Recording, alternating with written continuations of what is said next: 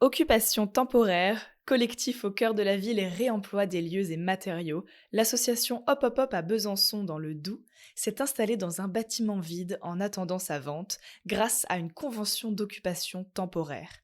Frédéric Trébalot et moi-même, Marine Meunier, de l'équipe de Dixit, nous avons rencontré Anna Hotz, architecte et cofondatrice du collectif. Elle nous fait visiter les lieux dans ce podcast et nous explique tout sur cette occupation peu conventionnelle. Bonne écoute! Une ville en pleine expansion. Les transitions à mener s'accumulent, l'énergie, l'agriculture, les mobilités. Monsieur l'administrateur délégué, vous êtes chargé de l'attribution et de la répartition des logements. Comment la situation se présente-t-elle ? C'est une contribution au débat sur l'artificialisation des sols et les questions d'étalement urbain.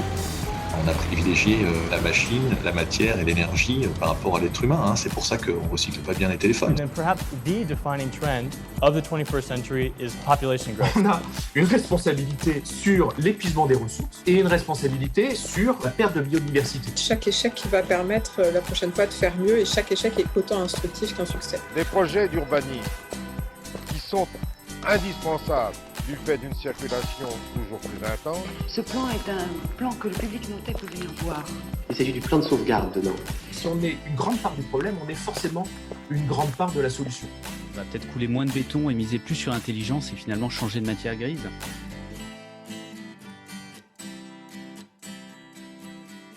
Ici, on est à l'Arsenal, mais en fait c'est bien le CHU qui est propriétaire. Avant c'était la fac de médecine et des laboratoires. Encore avant c'était un arsenal militaire, d'où le nom. Donc nous c'est le CHU qui nous met à disposition ce bâtiment-là.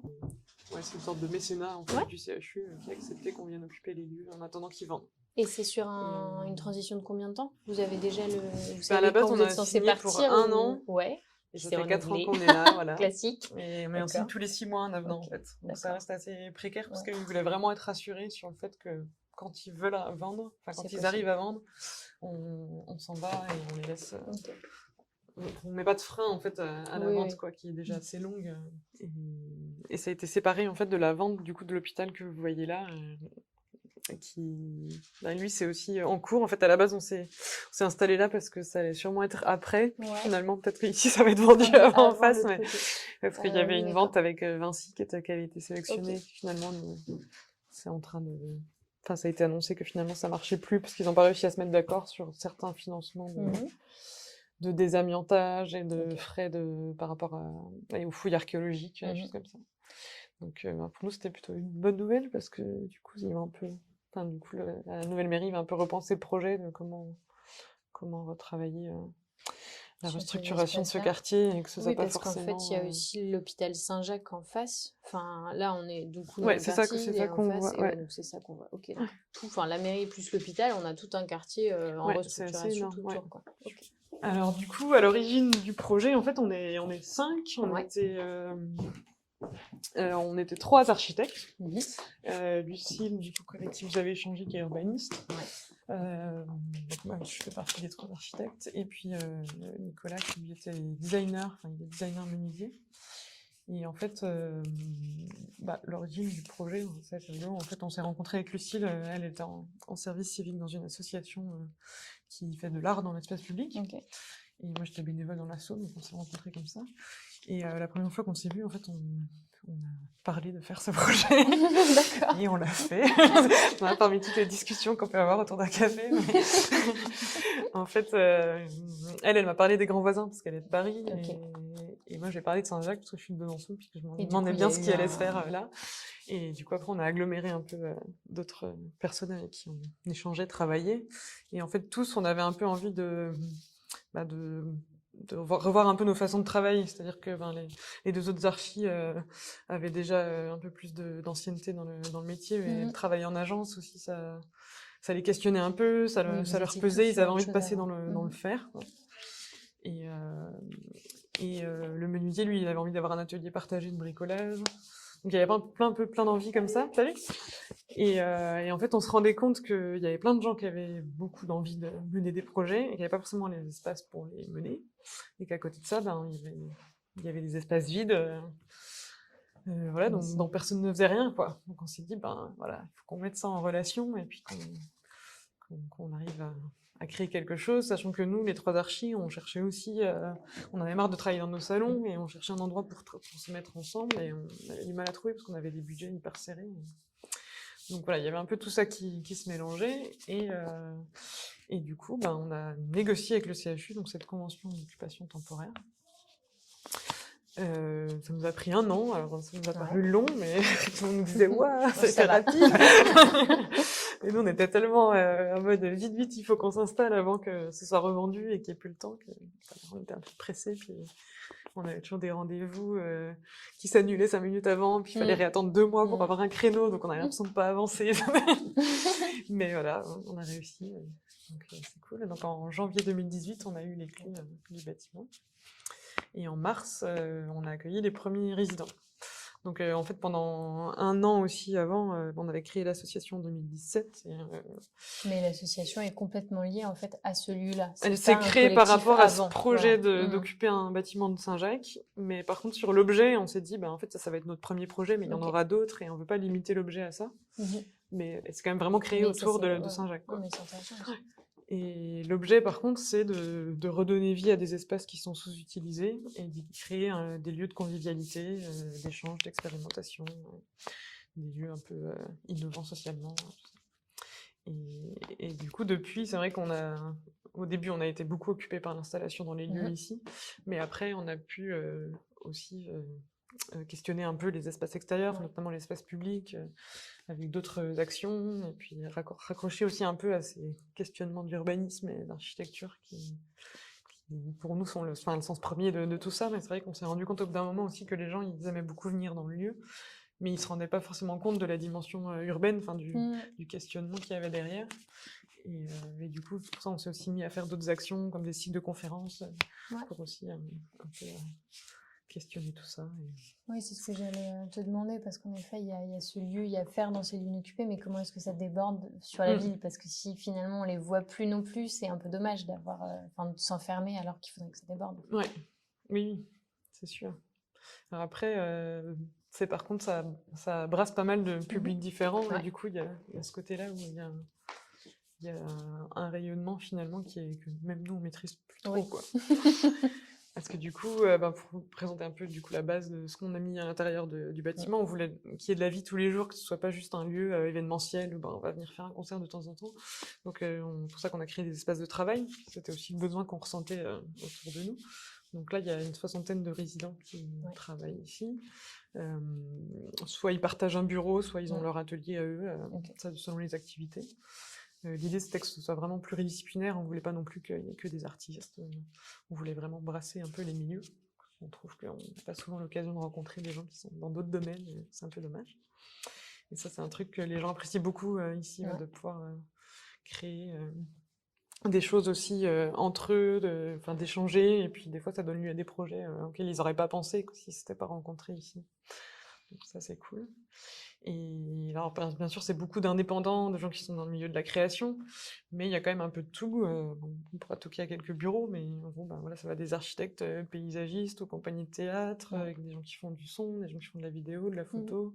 Il y a de l'impression 3D, des couturières, des massages, de la céramique, voilà, des écrivains. Il y a vraiment plein de domaines différents.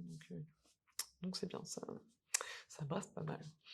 Et ça a été assez fou parce qu'en fait, quand on a eu les clés en janvier, qu'on a fait des gros week-ends de bénévolat pour tout mettre un peu en état, on a fait 2 semaines d'appel à candidature et nous, on s'était dit, on va remplir, au bout d'1 an, on aura tant de 30 personnes, on va remplir petit à petit. Et en fait, en 2 semaines, c'était complètement plein, quoi. Ça a vachement marché. Alors qu'on n'avait pas beaucoup communiqué en amont, mais il y a eu un réseau de bouche à oreille qui s'est fait. Et c'était pas forcément des gens qu'on connaissait, mais qui sont venus faire des visites. Et derrière, ça a été bien rempli. Donc on s'est dit, il y avait vraiment besoin. Et c'est vrai que la plupart, on avait marre d'être chez eux, de croiser personne. Et c'est un peu ça le discours maintenant quand on demande pourquoi ils sont venus là, c'est beaucoup pour sortir de chez eux, quoi.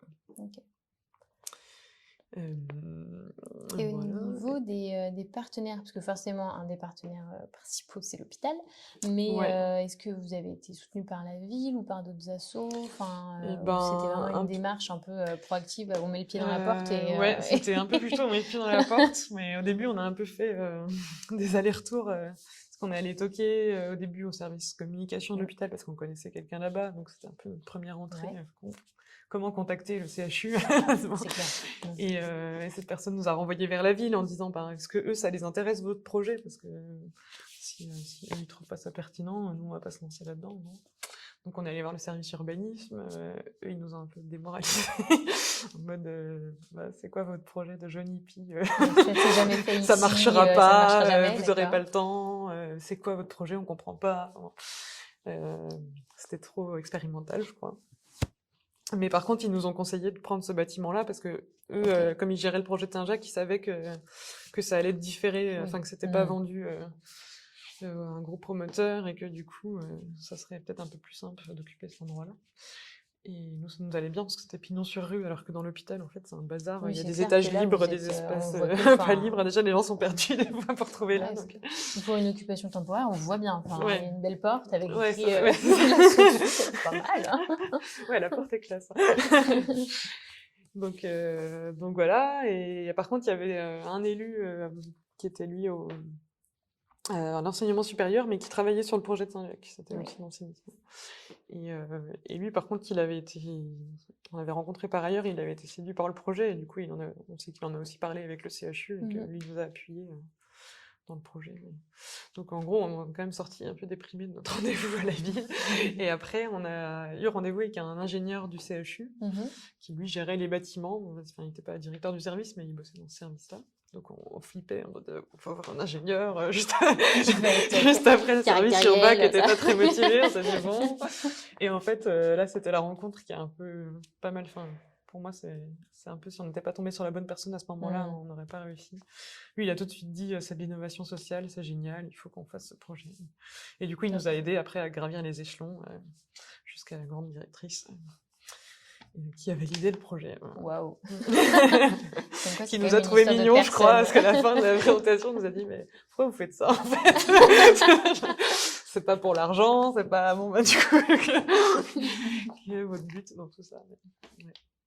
Mais bon, elle nous a laissé notre chance, donc c'est cool.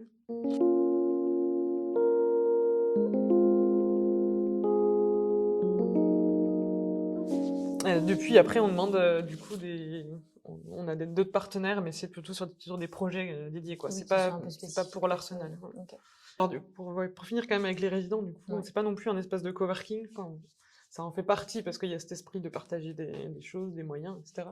Mais nous, on voulait quand même que ça aille plus loin aussi et que les gens ils s'impliquent dans le projet général. Donc l'idée, c'est qu'ici, ils bénéficient d'un espace qui est pas cher, mais en échange, ils doivent aussi donner une contribution qui est non monétaire. Ils doivent aider au projet, quoi. Donc c'est du temps pour aller aider à servir des coups au café, ou ça peut être le tri à la recyclerie, la vente, ou alors un coup de bricolage, parce qu'il y a toujours besoin de plein de choses ici, une affiche pour un événement, enfin voilà, selon ce que les gens ont envie de donner, mais ils doivent participer au projet, quoi. Et du coup, ça nous fait une bonne réserve de bénévoles déjà, c'est cool. Oui, c'est ça en fait. Même s'il faut un peu relancer des fois, parce qu'on est tous pris dans nos rythmes quotidiens, et même si tout le monde est très motivé à la base, qui disent ah oui, on vient ici parce qu'on a envie de participer, d'ailleurs, voilà, faut un peu rappeler à l'ordre là-dessus. C'est normal, hein, mais un collectif à 60... c'est pas tout seul non plus, et tout le monde fait pas le même boulot. C'est ça, puis il y en a toujours qui en font beaucoup plus, ceux qui font le minimum, puis...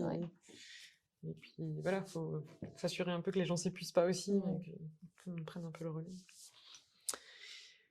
Voilà, et puis après, donc là on est dans une salle polyvalente, donc il y en a 2 grandes comme ça, c'est un grand labo. En fait, on s'est un peu basé aussi sur la typologie du bâtiment. On aime bien l'idée que si là c'est provisoire, quand on ira à un autre endroit, on réinventera le projet aussi en fonction du contexte. Et on voulait que le lieu il serve quand même à tout le monde, pas juste aux gens qui ont réussi à avoir un espace de travail, sachant que c'est limité quand même. Et donc ça, c'est des salles où il y a plein de structures qui adhèrent à l'association, que ce soit des assos ou des particuliers qui veulent donner un cours de yoga, par exemple. Et donc il peut y avoir des AG, des réunions, des répétitions de théâtre, voilà, toutes sortes d'activités qui se passent. Donc on en a 2 comme ça. On peut se balader.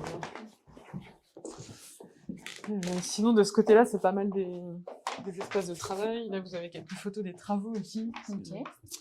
Une des bases aussi, c'est de dire, de montrer, enfin, le but un peu urbain de tout ça, c'est de faire du réemploi de bâtiments, Ouais, de bien dire, sûr.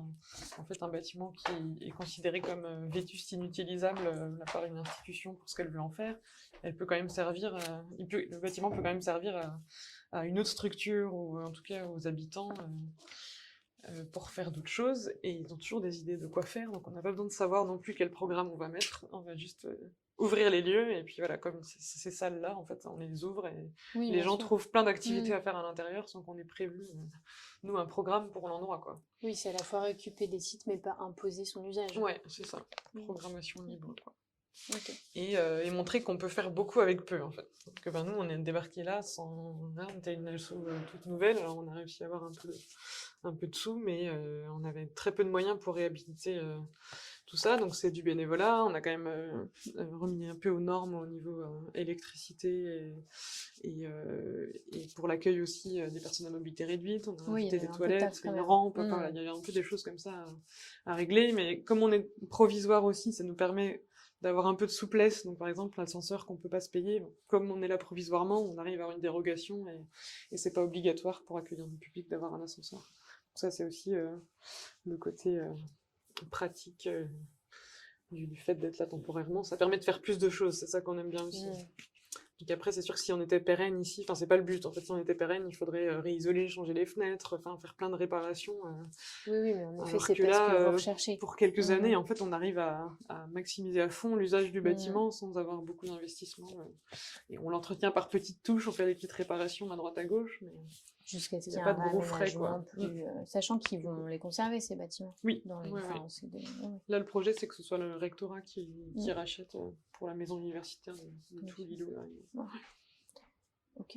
Et oui, il y a une casserole intérieure, mais de toute façon, Oui, c'est classé sur les murs, réhabiliter quoi. dedans, donc, mais... ouais, c'est ça. Il y aura du boulot, mais... Voilà, donc nous, on a fait beaucoup avec nos petits bras. Et... Ouais, mais si vous le faites tenir encore quelques années, et puis ce serait surtout dégradé beaucoup plus vite s'il y avait personne dedans, en fait. Ben, c'est ça. C'est un peu ce qu'on met aussi en avant. C'est que quand il y a une fuite d'eau, ben, on la voit. C'est ça, exactement. Ça fait un peu du gardiennage aussi, mine de rien, parce qu'il y a vachement de squats dans les bâtiments qui sont vides, où tout se fait casser. Ça, c'est assez rigolo, parce qu'il y a plein de mots bizarres des fois, des trucs qu'on ne connaît pas trop. On l'a vu, il y c'est avait la un génétique espace moléculaire. de don du sperme, ça c'est drôle, maintenant c'est un escape game. Et en fait, il y avait 3 pièces board. Et nous, on se disait, bon, bah ça, on va rien en faire, ça va être un espace de stockage, et point barre.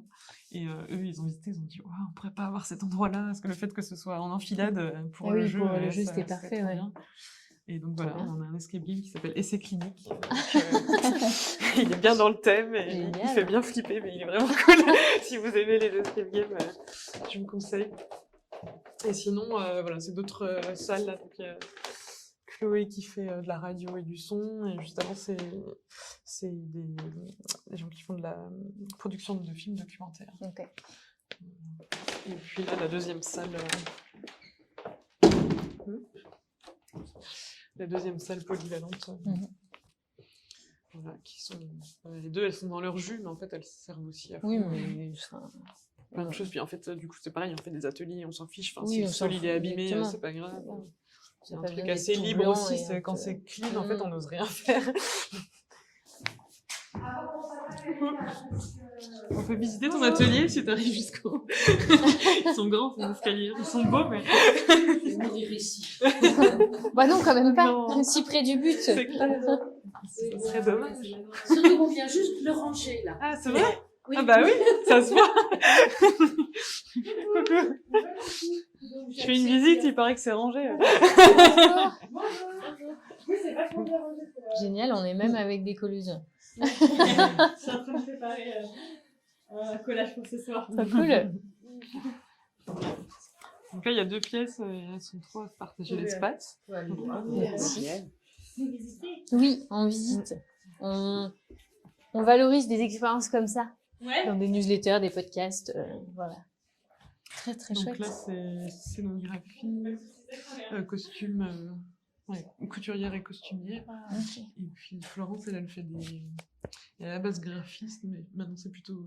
Elle est sculptrice, maintenant c'est plutôt sculptrice. Et elle fait des visites guidées historiques de Besançon, selon des thématiques qui lui parlent. Et du coup, après, elle passe la ville au peigne fin selon cette thématique-là.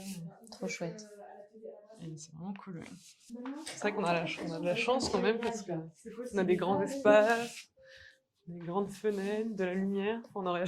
Bah oui, c'est un peu le grand luxe. Ça aurait jamais été fait si c'était un bâtiment que vous louez en neuf. Jamais pu se payer tout ça. Et est-ce que les locataires, ils se croisent uniquement dans les couloirs ou est-ce qu'il y a des événements où tout le monde se rassemble? Il y a des événements, puis il y a des lieux, ouais. Je peux lister un peu.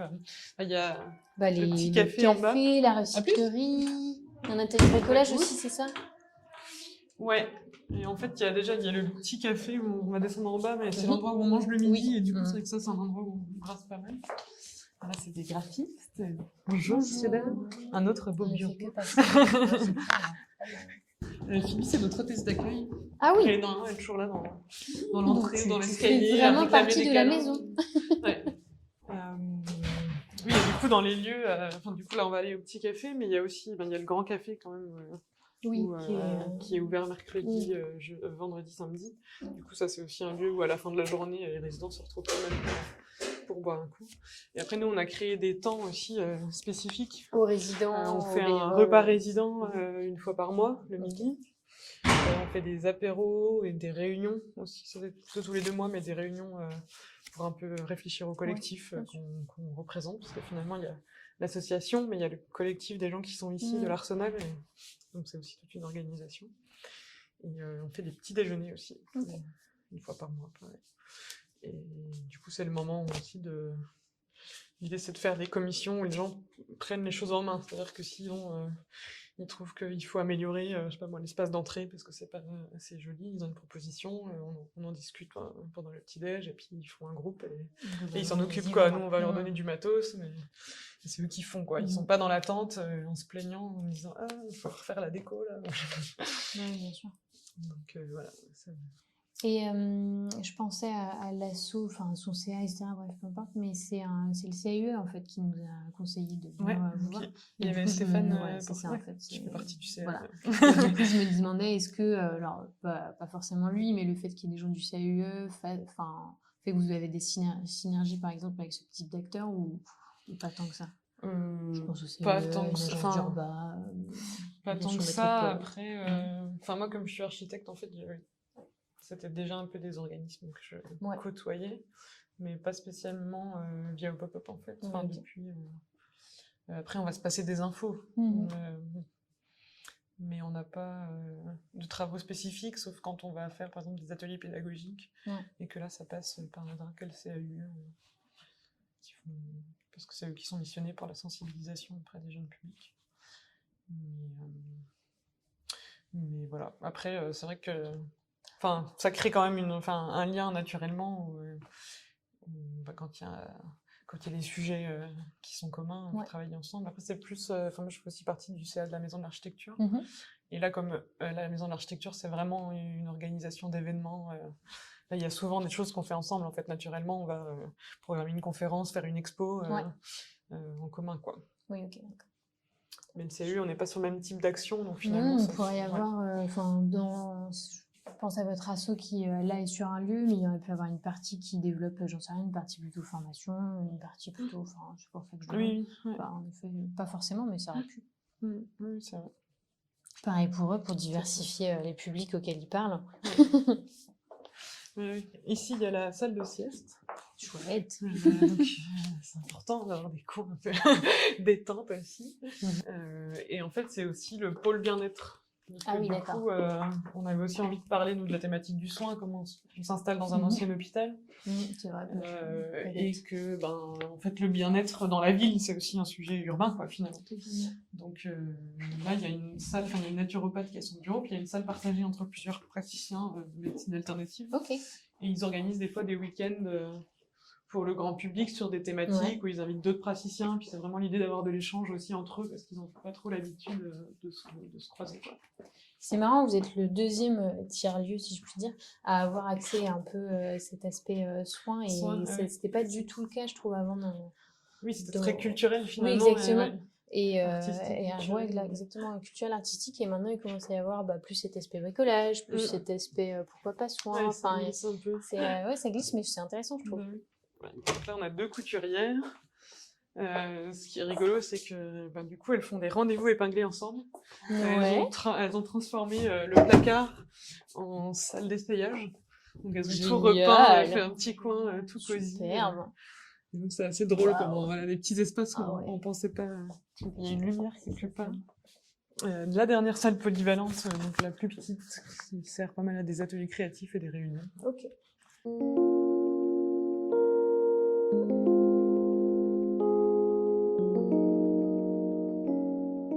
Donc bien sûr, tout est meublé et en réemploi. Ah bah oui. C'est fou tout ce qu'on peut récupérer. La semaine dernière encore, il y a l'université qui déménageait et qui jetait plein de chaises comme ça.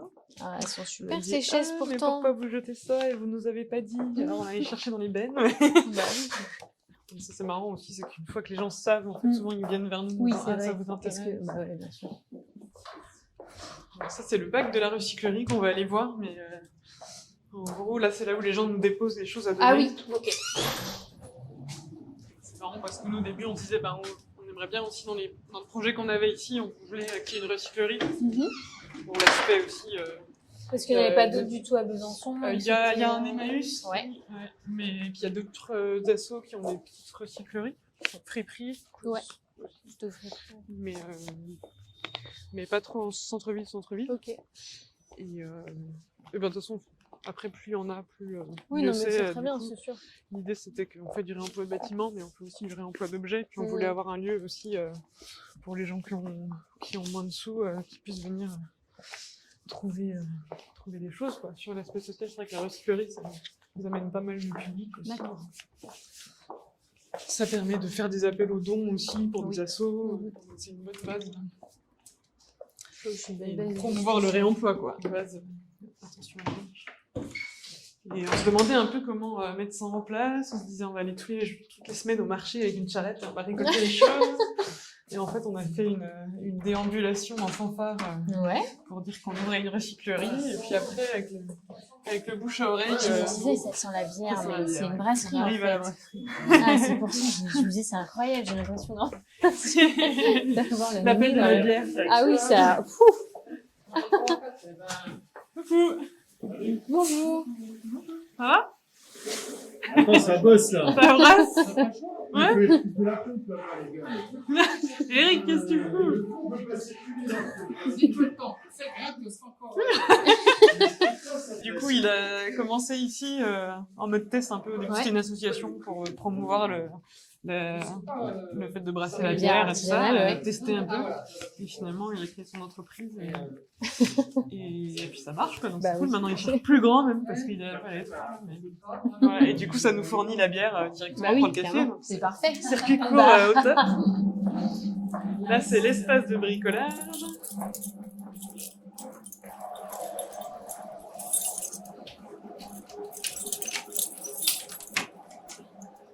Où là, du coup, au début, il y avait Nicolas qui était menuisier, qui était installé aussi, qui avait lui son espace, enfin son bureau, et puis on partageait l'espace de bricolage.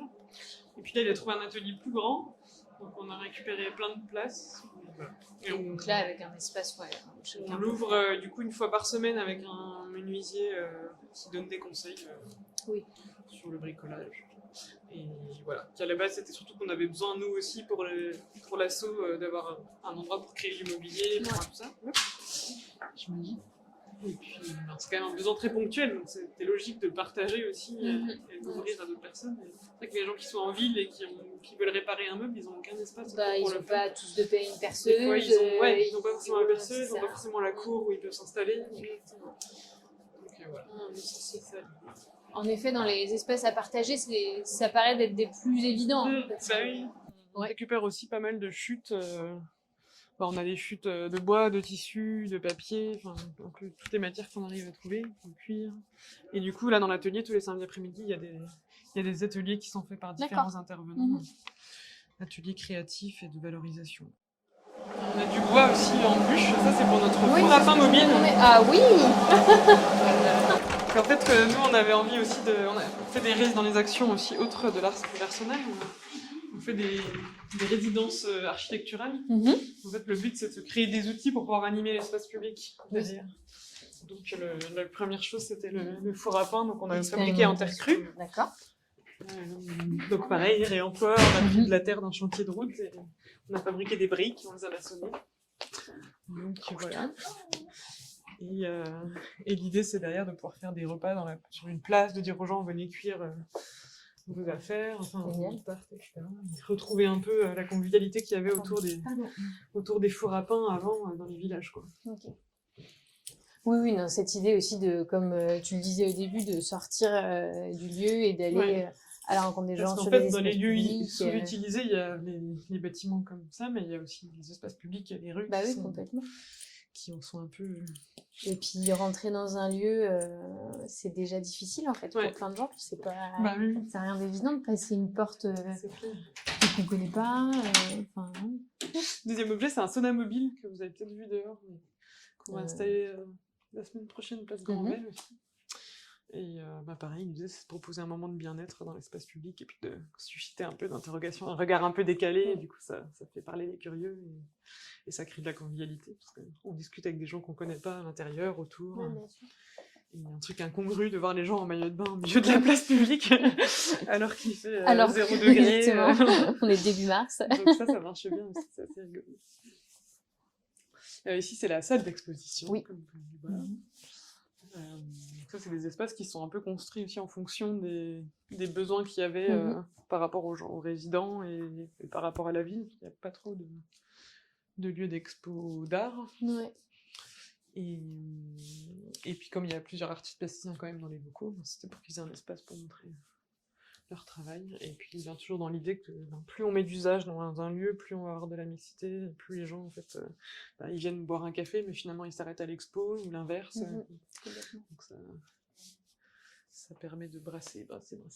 Et en effet, il n'y avait pas besoin de définir son usage avant, parce que c'est selon qui vous allez avoir que ça les définit aussi de soi-même. Il y a un autre espace après, où c'est pareil, on avait une envie comme ça on aime bien les bouquins, donc on avait envie d'avoir une bibliothèque partagée, mais bon, voilà, on l'a pas mis en place. Finalement, il y a une résidente qui, elle est venue avec un projet parce qu'elle avait toute une bibliothèque sur le livre d'artiste et micro-édition, et qu'elle avait envie de partager sa bibliothèque, donc du coup, elle a créé un espace comme ça. Voilà, elle est partie des lieux, mais du coup, on va refaire une micro-librairie à l'intérieur. Et puis nous, on a quand même notre bibliothèque aussi sur la ville, donc on veut continuer de partager ces bouquins-là. Donc voilà, c'est important d'avoir aussi des pièces où on ne sait pas ce qu'on va en faire. Et finalement, après, on leur donne une couleur. Il y a un atelier volant aussi juste à côté. C'est pareil, c'est pour avoir un peu... même si, en fait, on est vite à court d'espace et il y a plein d'activités, donc finalement, tout est assez rempli. Mais ça, c'est des salles où il y a encore un peu de souplesse, et où on peut dire, là, pendant 3 mois, il va y avoir un artiste qui va venir, et puis il va créer en étant ici dans le lieu, on aime bien voir ce que ça donne, comment ça influence le travail, tout ça. Et donc voilà, c'est un atelier. Voilà. Et puis là, c'est une dernière petite salle polyvalente qui sert de loge pour le café, et qu'on n'ouvre pas, qui n'est pas ouverte à la réservation comme les autres salles, mais du coup, nous, on peut utiliser aussi quand on a des ateliers ou des choses. Et donc, votre café associatif. Et voilà, le café associatif. Trop beau. Il est très beau, j'ai vu qu'il n'était pas ouvert ce soir, j'étais très déçue. Et oui, c'est hier soir. Et du coup, après, dans les autres projets, il y a des projets pédagogiques, on essaie toujours de travailler sur l'occupation des espaces, comment un mobilier, même éphémère, peut transformer un usage, faire tester un usage.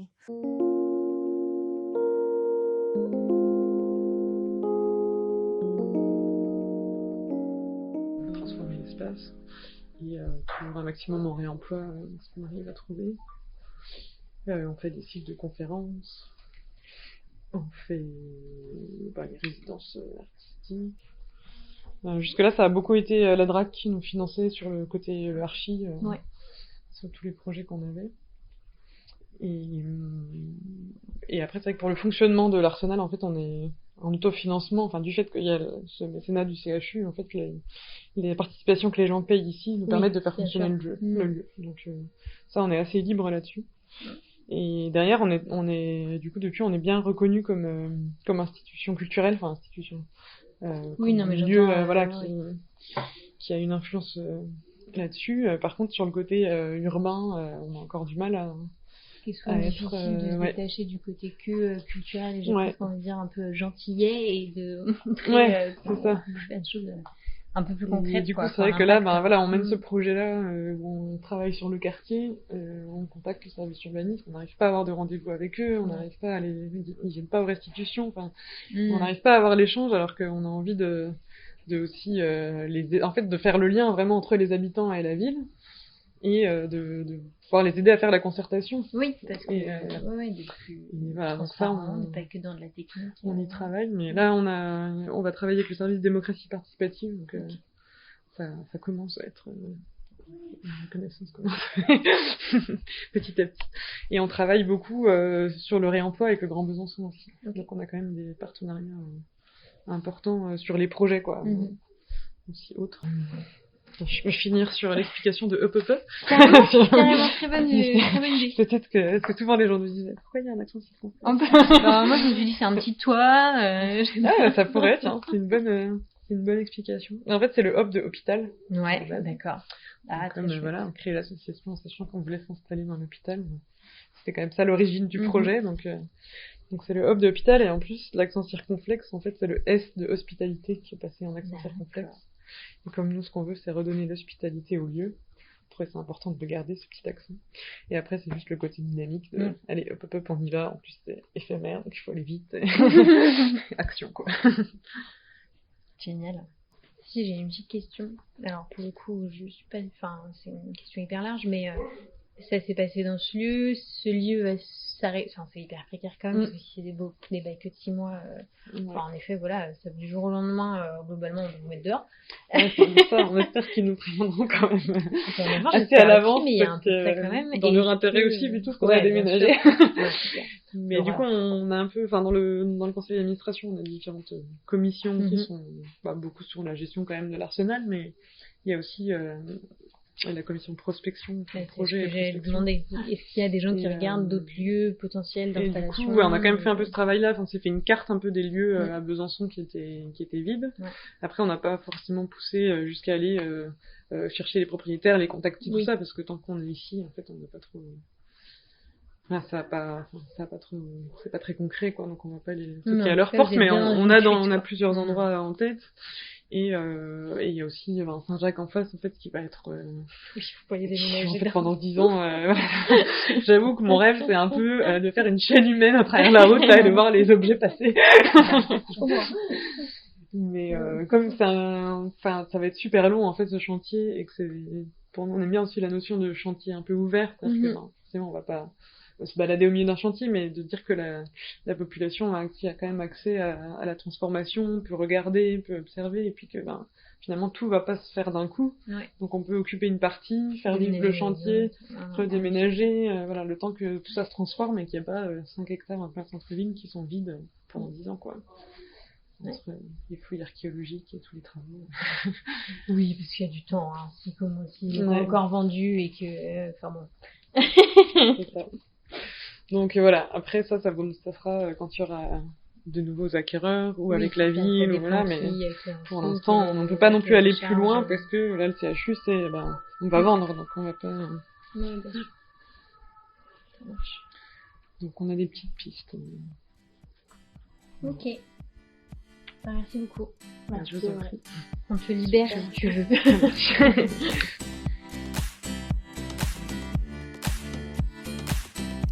Merci à notre guide pour cette visite de ce tiers-lieu qui est Hop Hop Hop. On espère qu'il restera encore quelques temps sur site. Pour suivre d'autres projets et pionniers qui refont la ville, abonnez-vous à notre newsletter et suivez toutes nos publications sur le site internet dixit.net. À bientôt!